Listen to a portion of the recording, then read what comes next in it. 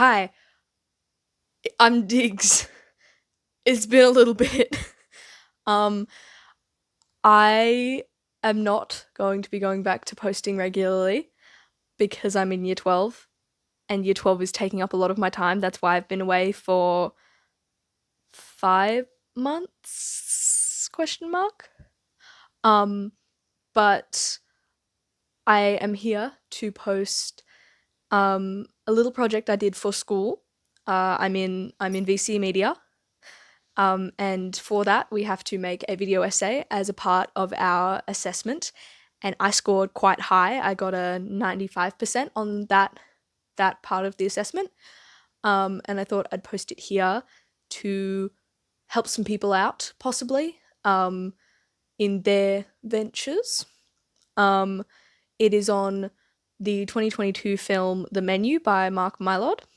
Um, and it surrounds the use of sound in the film and how that kind of ties into the narrative arc structure. Um, so have a watch, take it in, um, and hopefully this will feed you until I manage to make time to post something again. Enjoy.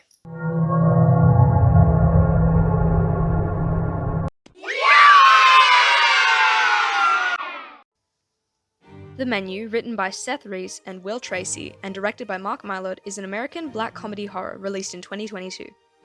It took much influence from topics relevant at the time, including the COVID pandemic, the mistreatment of workers in the service industry, and many others. But the focus today will be predominantly on the film's themes of worship, as well as the focus that it holds on foreshadowing and upholding a sense of dread, something that is a staple in the genre of black comedy horror. More specifically, we will be discussing how all of this is done through the clever use of sound.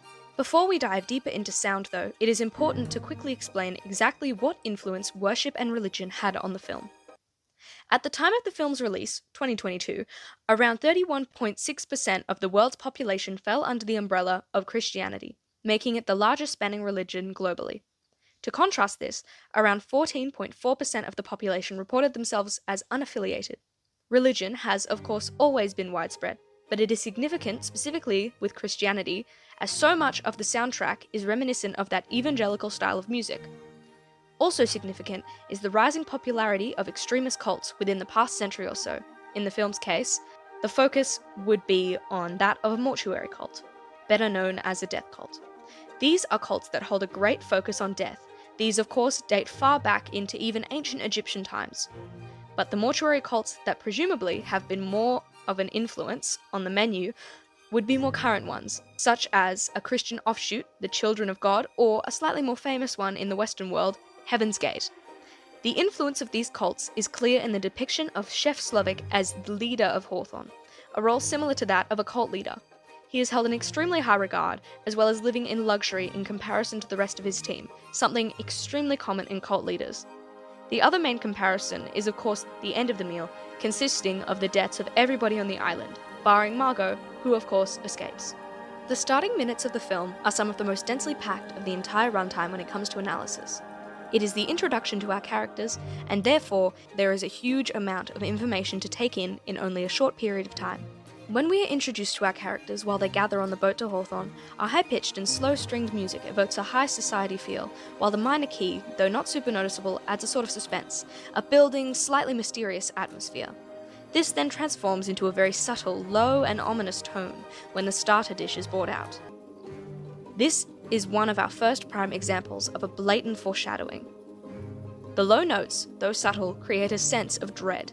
This dread would therefore allude to the later descent into madness that each dish that the guests are served will cause, with the dishes themselves acting almost as a harbinger for the next horror they will face. This becomes even more clear when considering the sound used when the dishes are presented. The strings then pick up when they eat the dishes, building to a more uplifting tone created through the staccato strings suddenly rising to prominence. As the boat sets sail, the strings build even higher, creating a soaring atmosphere, though they still hold a slight minor tonality. which then swells to a major one upon seeing the island. This swelling of the music is designed to create an anticipation in the viewer of what is to come upon reaching the island, as well as establishing that there is something not quite right about what our main character is about to experience. Once they reach the island, the non-diegetic sound cuts out, and we are left with the natural sounds of birds and leaves rustling as our characters are greeted. This lack of music draws the audience's attention to the conversations at hand and highlights them as important. As they are given the tour by Elsa, the non-diegetic sound becomes very prominent. The initial panning shot of the island is accompanied by a very prominent high string accompaniment. The neutral key of the strings here, as well as the soft attack and slow decay of them, evokes a heavenly evangelical sound. This, of course, ties into the themes of cult worship. This evangelical style tune then fades more into the background, continuing as the characters are guided through the tour of Hawthorne. The music then fades out in place of diegetic sound as Elsa begins her explanation of each of the areas. This is to draw attention to the importance of Elsa's dialogue, as well as to balance out the evangelical ideas, grounding the scenes and making them feel natural, rather than the otherworldly feel that has been previously prominent. The music then swells back up as the characters approach the door, the heavenly strings gaining prominence as we are introduced to the main setting of the film, the dining area. Another important moment, or set of moments, is the presentation of the meals.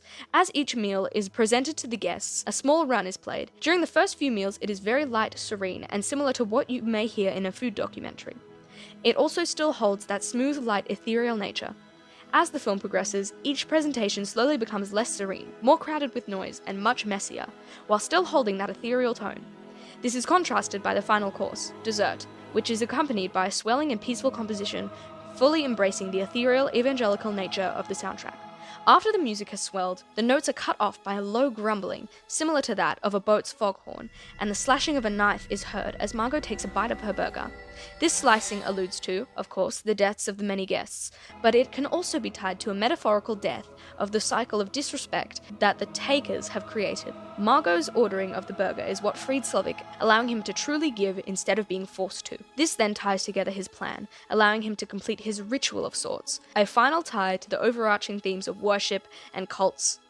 Sacrifice, a word synonymous with both helping others and taking from them.